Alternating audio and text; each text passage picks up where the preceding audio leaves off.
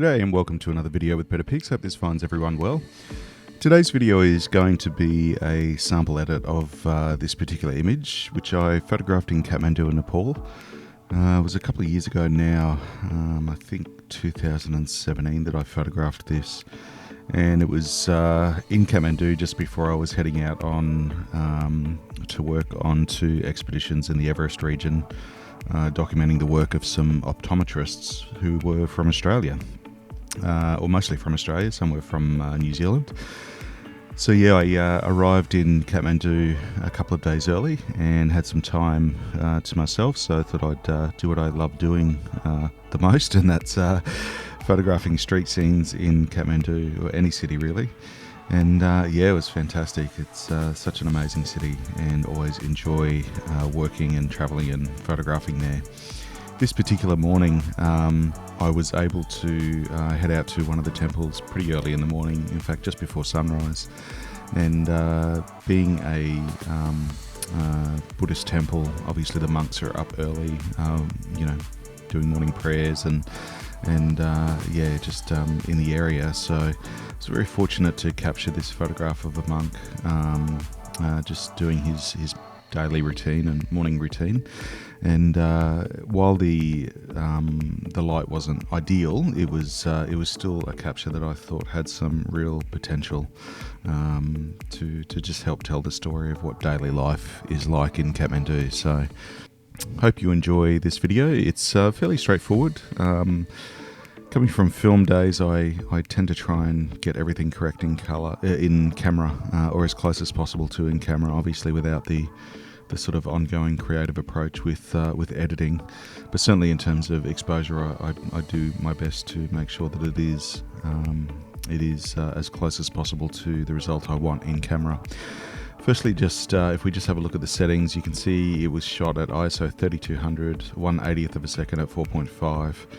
Now, the reason I went so high on an ISO at a setting of ISO 3200 is because it was quite dark at the time, and I wanted a shutter speed that would allow me to freeze the movement of the monk and just not have to deal with any camera shake issues. And 4.5 for this particular camera lens, or this particular lens I should say, was the I think the widest, or close to the widest aperture that I could go. So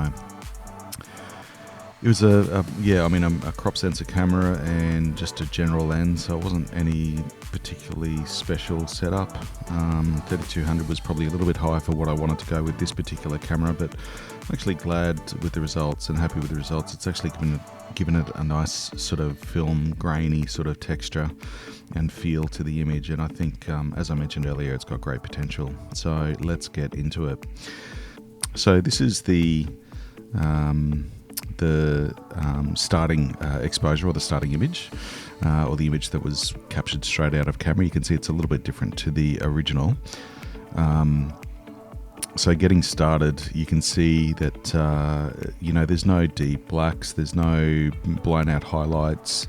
The image is a little bit dark, as you can see by the histogram up the top there, but generally speaking, I'm pretty happy with the exposure. It's actually an image that I ended up editing a little bit on the darker side as well, because I wanted that sort of moody early light and that tone. So I'm just going to start by doing some generic adjustments. I'm just going to increase the contrast a little bit. I don't want to do it too far because I don't want to, push the grain too far. I'm just going to drop the highlights because I want almost filmic sort of feel to this image. You can see it's just dropping those brighter areas just that little bit. I'm going to increase the vibrance again just a little bit, not too far, as well as the saturation. And white balance, I'm probably not really too keen to make too much of an adjustment. Probably the only thing that I will do is just warm it up a little bit. I'm going to add some color additive, I guess. I'll use the terminology a little bit later in Photoshop, but for now I just want to give it a little bit of warmth, and yep, that's fine. Alright, so sharpening, I'm going to apply a little bit of sharpening because this is shot at quite a higher ISO. You can see the grain there. I mean, that's at almost 400% increase. So it's obviously always going to be quite prominent, but I'm going to just add a little bit of sharpening and a little bit of masking, just holding down my Alt key to see where I want that masking to go. And I'm going to add just a little bit of luminance, noise reduction as well. Not a huge amount, because I find it's a real balance, particularly at higher ISOs, between adding too much noise reduction and getting a flat sort of pasty feel, and obviously not applying enough where you don't see a great improvement in the image. As I said earlier, I actually kind of like the grain, so I'm not going to apply a huge amount of noise reduction, but just a little bit, just enough to kind of have a little bit of an effect. Now, this image was a series of images that I shot in this exact location as this monk was walking through this part of the temple. And the reason I chose this image is because the background is a little bit less distracting. His actual body position wasn't that much different within the frame, although I do like his arm reaching out to this bell just over on the left-hand side of him here. But a couple of the other frames, there was a gentleman with a white shirt in the background, so it was a little bit distracting. And I think for a lot of these types of images where there's similarities in tonal value and texture within the image, you don't want to have any distracting elements. And I certainly found that the person in the background with the white shirt was quite distracting, because it's obviously a white shirt is very different to the overall feel for the rest of the frame. So this gentleman in the sort of greeny khaki sort of vest and darkish sort of pants just tended to fall in, or I guess fit in with the overall feel of the image, and it wasn't distracting at all. And for that reason, the focus stayed on the monk, I guess. So yeah, that's the initial adjustments. Not a great deal, as you can see, but certainly just starting to get the image to where I want it to be. I'm just going to go to lens correction, the profile. That remove chromatic aberration is switched on within camera, so I'm not going to worry about post-crop vignetting or any grain or anything. I'm really happy based on the higher ISO where that grain is, so I'm not going to change anything there. But certainly what I am going to do for this image is just apply some localized lightening and darkening just to help with the image.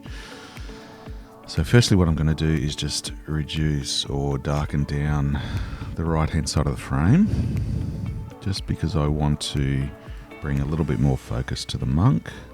So just using that adjustment brush and a drop in exposure of negative 0.2, that's just going to help. It's not huge, it's only very, very subtle, but it allows me to kind of decide where and when the brightness and highlights of this particular image are going to go. Next, I want to bring up a little bit of a highlight or focus onto the monk himself. So I'm just going to go +20. I'm just going to reduce my brush size a little bit. You can see down there on the bottom right hand side.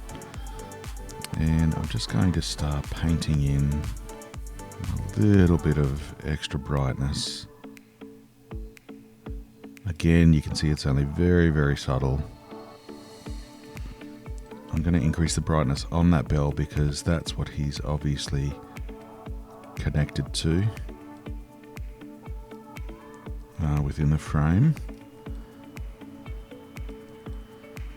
I'm just going to switch off those overlays for those adjustment points just so we get a little bit more of a unobstructed view.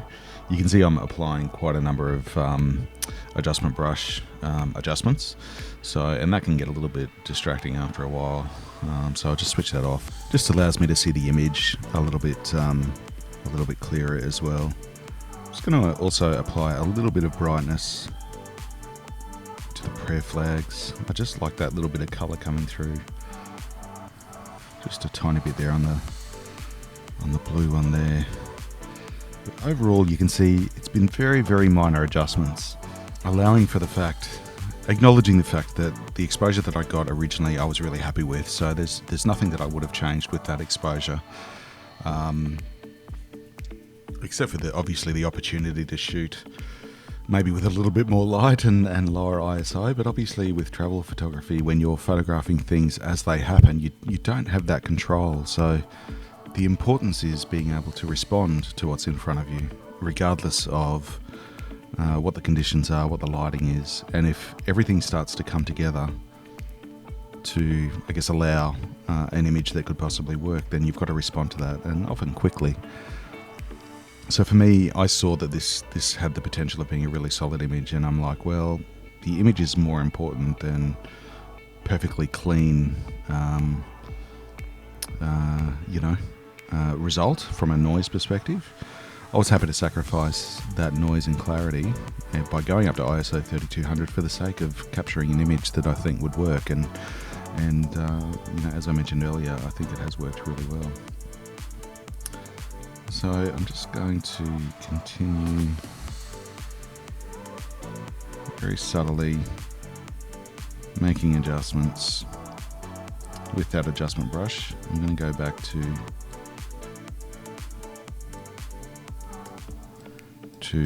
darkening and controlling the brightness on certain areas, just to get it to where I'm happy with before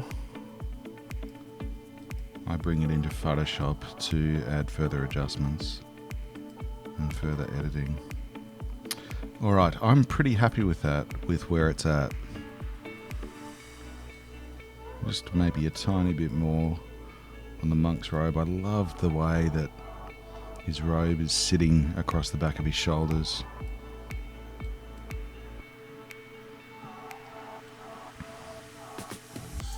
It really is beautiful, that colour and texture. So I'm just going to highlight that a tiny bit more. There we go. Yep, that's great.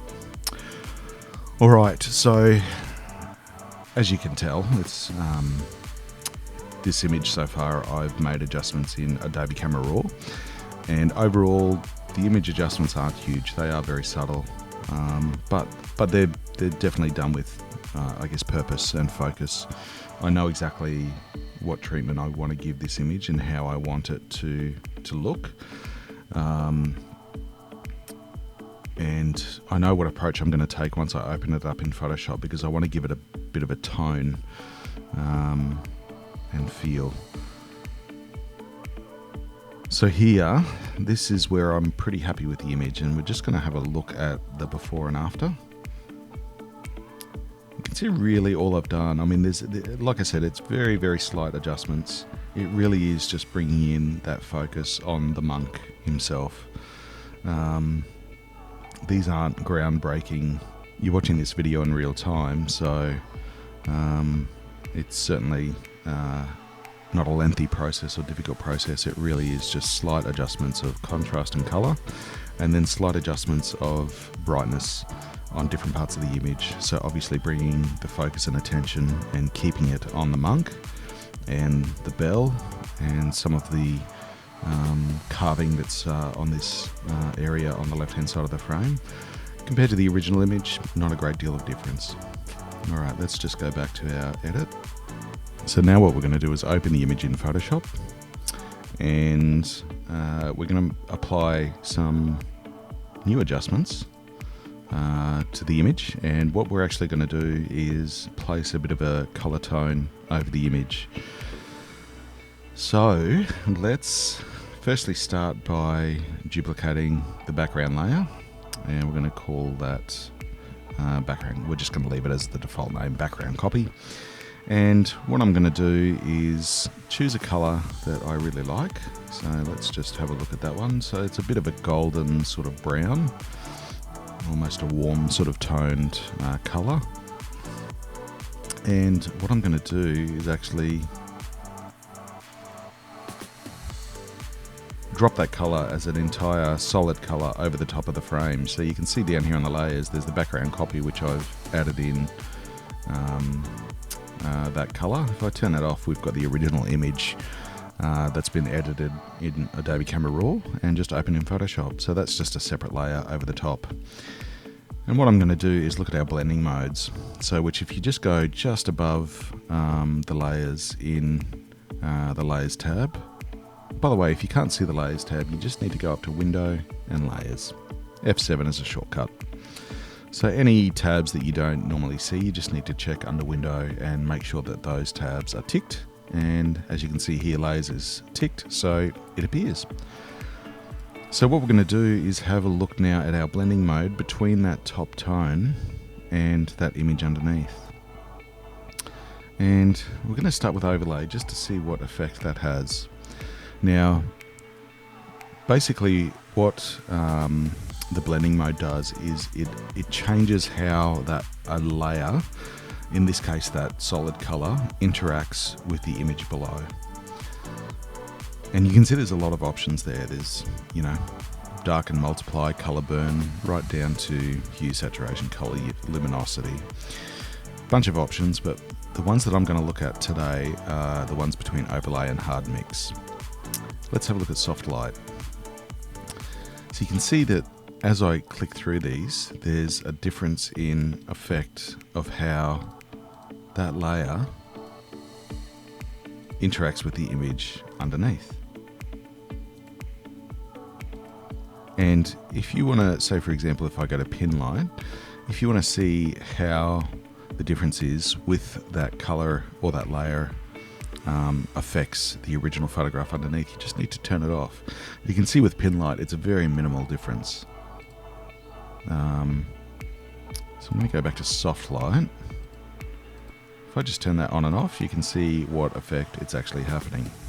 Now, if you want to further adjust the effect, you've also got the opacity option as well. Obviously, with the for what I'm doing with this image, the solid color selected. And if I just reduce the opacity of that image, or that color, you can see I'm having a further effect of how it interacts with the image below. Opacity is just transparency. So if it's at 100%, it's at 100%. And then as I drop it down, we've got various amounts of transparency in terms of how that layer affects the photograph in the background, in this case. Now you can do this with a black and white layer, you can do it with any adjustment layer, any layer indeed. You can adjust how that layer interacts with the photograph underneath or the opacity. And in combination with each other, you've got quite a lot of control over how it looks. Now, I'm kind of liking the way soft light at about 50% opacity is affecting this image. What I'm also going to do is make a selection of a black and white layer, which as you can see is going to affect everything. I'm actually going to click and drag that down underneath the color because it only affects the layer below in its current format. If I want to really make sure of that, then I click on that little icon at the bottom of the black and white adjustment layer, because then we definitely know that it's only affecting the photograph below, and that is regardless of what we put in the mix moving forward.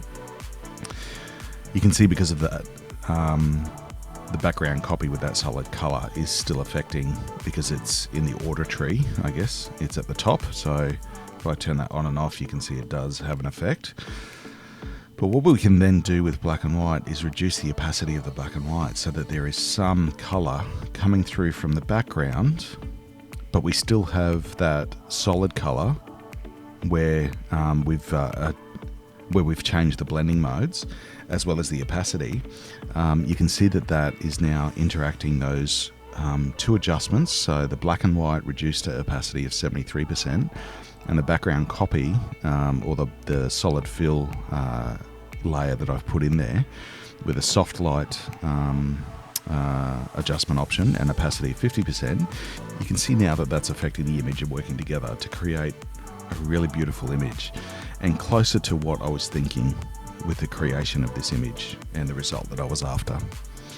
Now let's just turn those two layers off to see the effect, and you can see that's the edit straight out of Adobe Camera Raw. Black and white adjustment layer, I switched that on with opacity drop to 73%. I think that's actually really nice, just the way that it is, because it's removing most of the color based on the nature of the photograph, except for the monk's robes, but it's not a really obvious old school selective color type approach. But because of the nature of that colour from his robes, it's coming through quite obviously.